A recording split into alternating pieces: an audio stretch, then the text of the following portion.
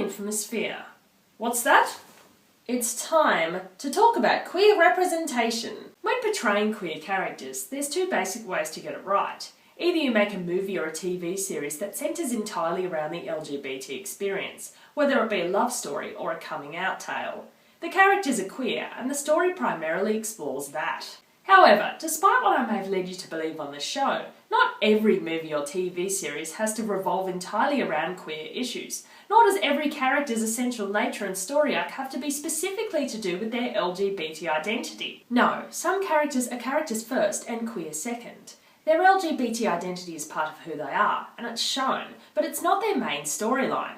Maybe they're a lawyer, or a doctor, or a newspaper reporter, or a cop. This is especially prevalent in TV shows, when creators are afforded the luxury of having dozens and dozens of named characters, rather than one or two protagonists and a couple of mere auxiliaries. Therefore, they can make part of their ensemble have queer identities, without making the show specifically about LGBT issues. With many named characters, and the time given to develop them, TV shows are able to take the risk of having auxiliary queers. This is what I like to call incidental homosexuality. But while TV shows may have queer characters, how do they use them? How are these characters portrayed? Is their identity shoehorned into the plot, or is it such a mere wisp of an afterthought that it barely counts? What's the best way to handle incidental homosexuality? Do we need to be beaten over the head with it, or is it better if we're shown some kind of confirmation of the character's identity, which will then never be mentioned again? How much is too much focus, and how little is too little? Well, there's no sense speculating any longer. Let's start with an actual example, shall we? This random cop show will do, I guess.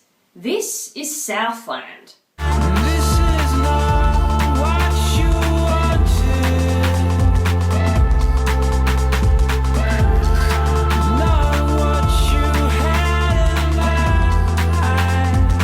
Ah yes, Southland. This police drama explores the life of several members of the LAPD as they fight crime, while struggling to balance the stresses of the job with their increasingly complicated personal lives. The show combines an episodic nature, with 2 or 3 cases generally getting introduced and resolved in each episode, with overarching character development and continuity. It's not quite a self-contained police procedural, but at the same time it doesn't really have one main plot. In terms of structure and complexity, I'd say it's somewhere between The Bill and The Wire.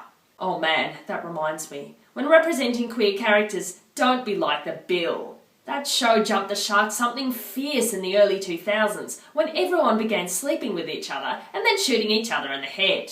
It felt like it needed a new theme song.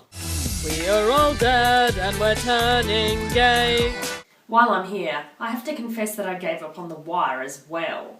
You miss 1 second of dialogue because someone just walked in through the door holding an armful of groceries, and suddenly you don't know what's happening for the rest of the series. You're fucked. If I'm watching something to unwind, I don't want it to require the kind of attention span needed to crack codes at Bletchley Park. In any case, in my mind, Southland is the happy medium between the two. It's interesting and satisfying, the characters are well developed, and according to at least one police officer, it's extremely accurate. But no one's constantly divulging information crucial to the plot in mumbly, hard-to-understand accents, while I hope that my father doesn't walk into the room and spout off a bunch of Season 4 spoilers.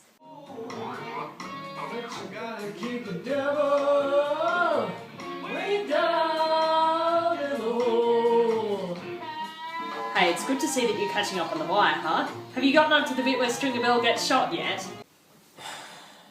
God damn it. Yeah, I got burned by The Wire pretty badly.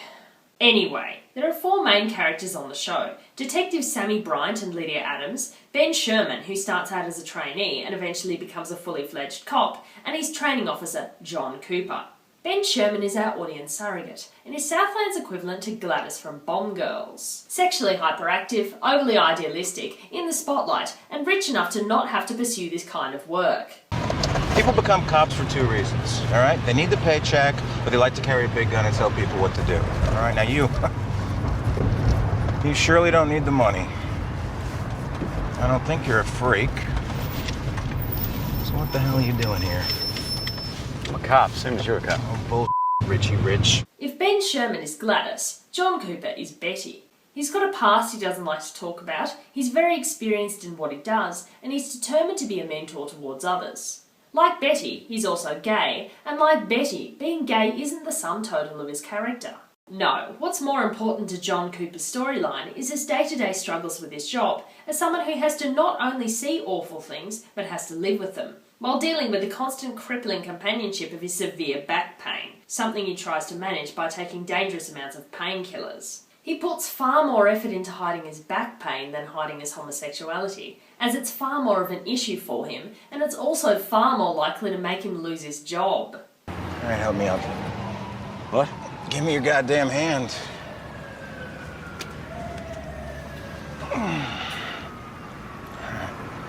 Hang on. Just walk slowly. So we're talking.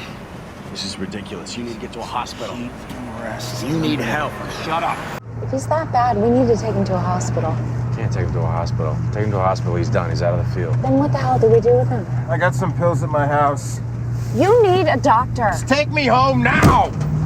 It's also refreshing to see a show that takes chronic pain seriously, as most of the time back pain is treated in a comedic fashion. Much of what makes John Cooper so enjoyable as a character is how he responds to the situations he finds himself in.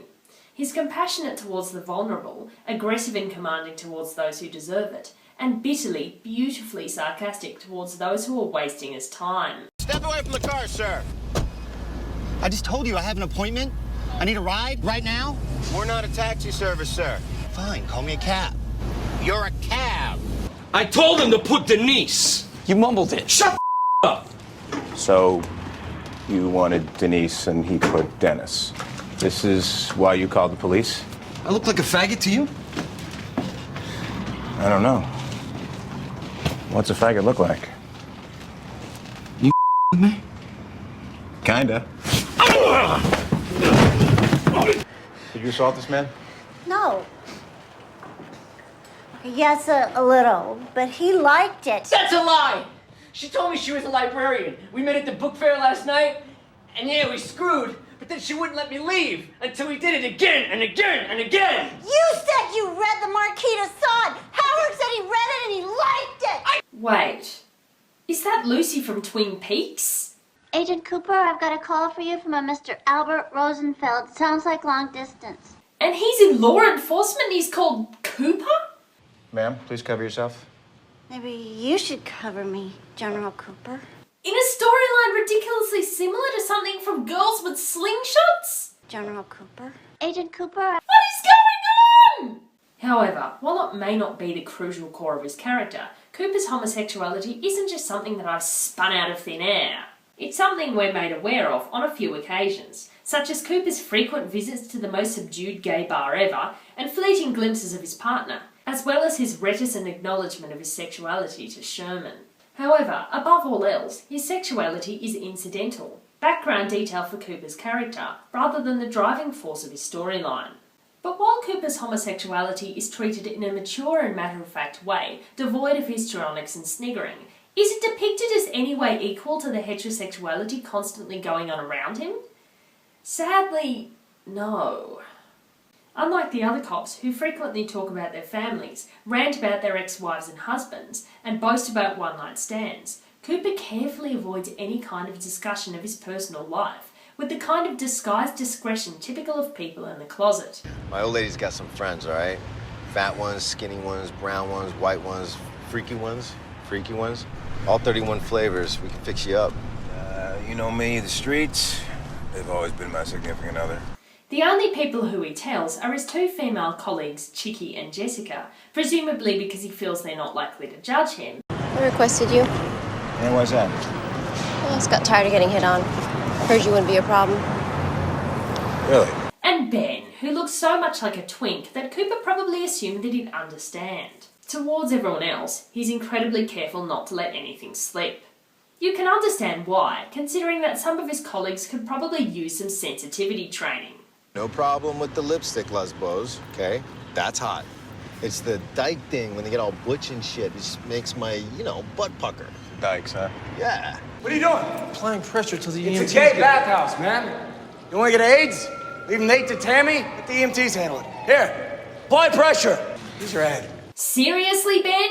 I get that there's a risk of bloodborne diseases, but you're not Denzel Washington, and Brian was wearing gloves. Plus, it's not as if you've got the same knee-jerk fear of IV drug users and sex workers, who are also members of groups with a higher than average risk of contracting HIV.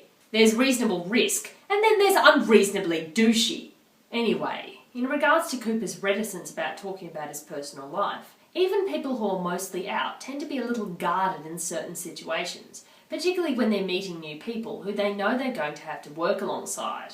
You've got to size up your work colleagues first, and in Cooper's job, a lot more is at stake.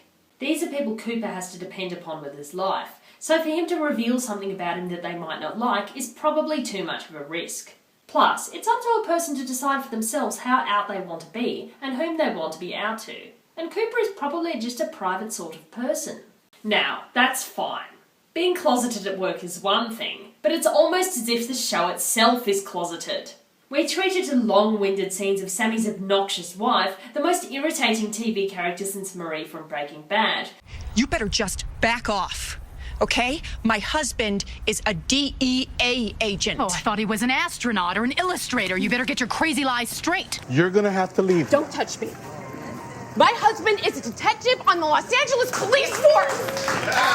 And we're subjected to pretty much every single woman from every one-night stand Ben ever has, but somehow Cooper's significant other remains concealed from our view. We can only glimpse him in the most fleeting of moments, and it's not until season 5 that Cooper and his partner actually have a conversation.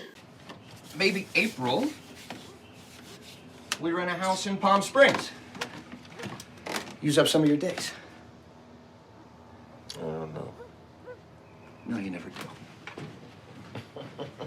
You serious? We're gonna have that conversation Not because just I don't. the house, John, oh, and you know it. God. I'm 36 years old. It's been 3 years. Are we really still just two guys banging each other? Please stop moving my gun. Then stop leaving it by the bed. Maybe we want kids, huh? Some real meaning in our lives. Or if we're just gonna say screw all that, let's at least do it together. Like things are where they are. How many times do I gotta say that? At this rate, not many more. 3 years? It's been 3 years. It took 3 years for us to see Cooper and his partner have an interaction beyond a brief conversation about a wall? It's a great color. Hey, sweet wall. I get that he's reserved, but really?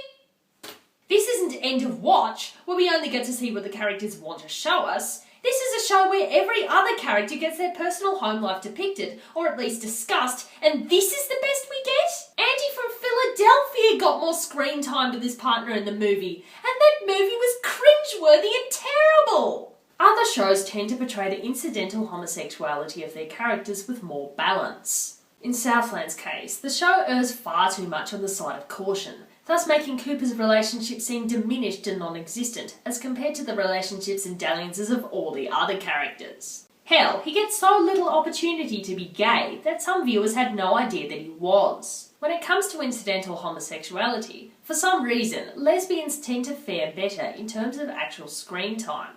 In The Wire, Kima Griggs is both acknowledged to be gay very early on and is shown with her partner on multiple occasions, actually being affectionate and having conversations, and her less admirable, philandering ways are shown to be very similar to those of McNulty, her straight male colleague. How come they know you're police when they hook up with you? And they know you're police when they move in. And they know you're police when they decide to start a family with you. And all that shit is just fine until one day it ain't. One day it's, you should have a regular job. You need to be home at 5 o'clock. You need to call more. I'm saying. You need to stop fucking waitresses. The legal drama Crownies does even better on this front, depicting senior Crown prosecutor Janet King as a lesbian in a committed relationship, who is arguably far more level-headed, mature and responsible than many of her young heterosexual colleagues. Hell, rather than being overshadowed by a mandatory heterosexual protagonist, Janet King was such a standout character that she even got her own spin-off series. Good luck with your witness. I don't need luck where the ladies are concerned. Neither do I. I'm not sure why it seems easier to depict a woman in a respectful and committed same-sex relationship than it is to show a man in the same situation. Thank God, it has been the shittiest day, non-stop. Yeah, we're both tired and I had a shitty day too. I had the day from hell.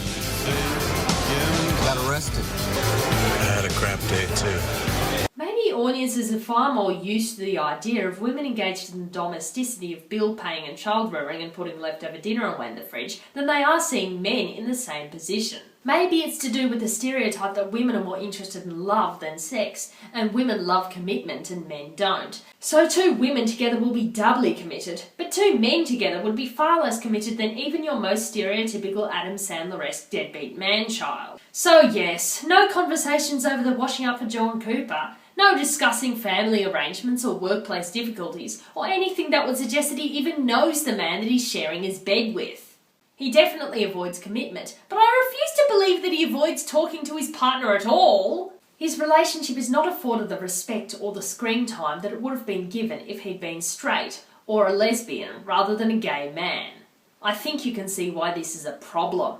So, Cooper's homosexuality is diminished, and his relationship is barely afforded screen time. Does his sexuality have any relevance to the plot at all? Or is it just a pointlessly fleeting background detail like something you'd see if you forgot to blink at the end of a music video?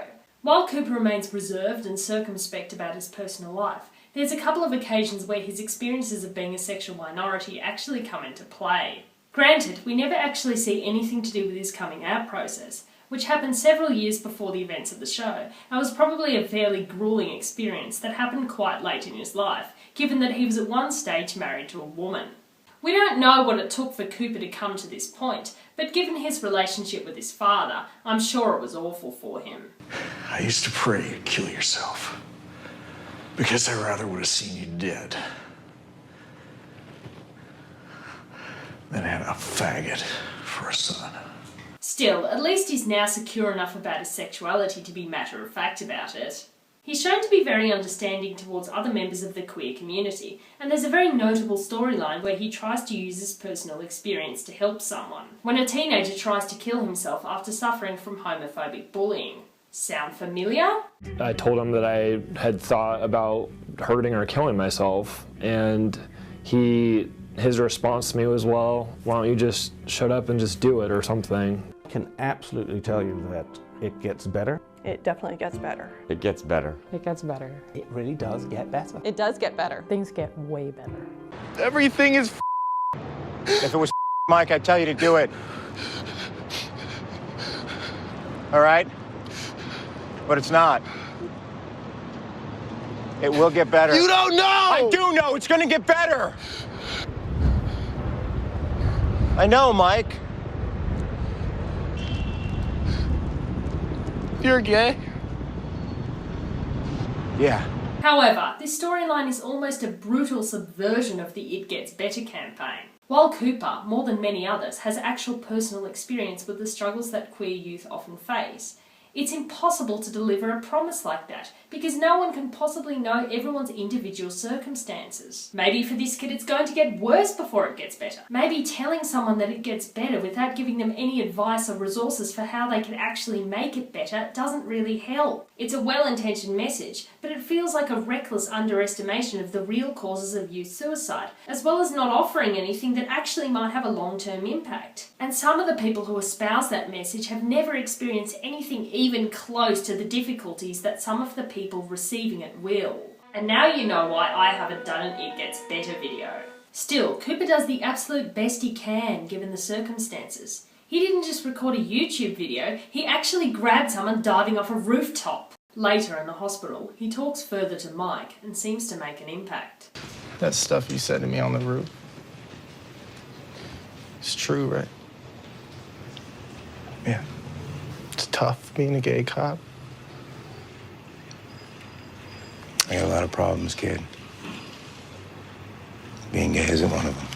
Sadly, Cooper's efforts come to no avail, as later Mike attempts suicide again and is finally successful, making this at least the second time that Cooper has known someone who has killed themselves over their sexuality.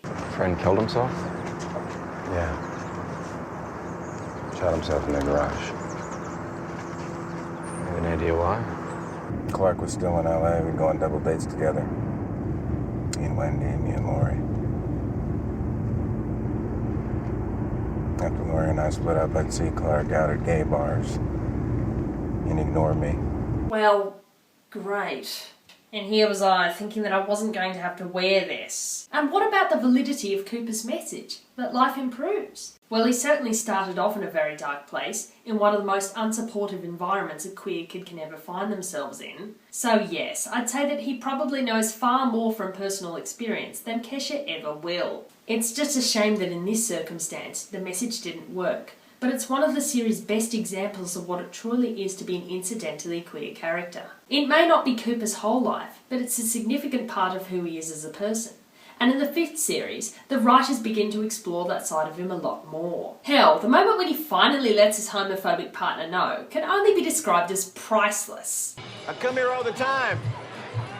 It's a friggin' sausage fest in here, though. Yeah, it is. It's a gay bar. Yeah, I'm getting to that. Yeah? I'm gay, moron. No shit. No shit. See, but you wouldn't know that because I don't go shoving my personal business in your face. I don't know if you're messing with me right now. You see, you got a problem with gay people? That's your right, okay? But I don't want to hear about it every day. However, I probably wouldn't recommend this method of coming out, unless you two are built like a brick shithouse.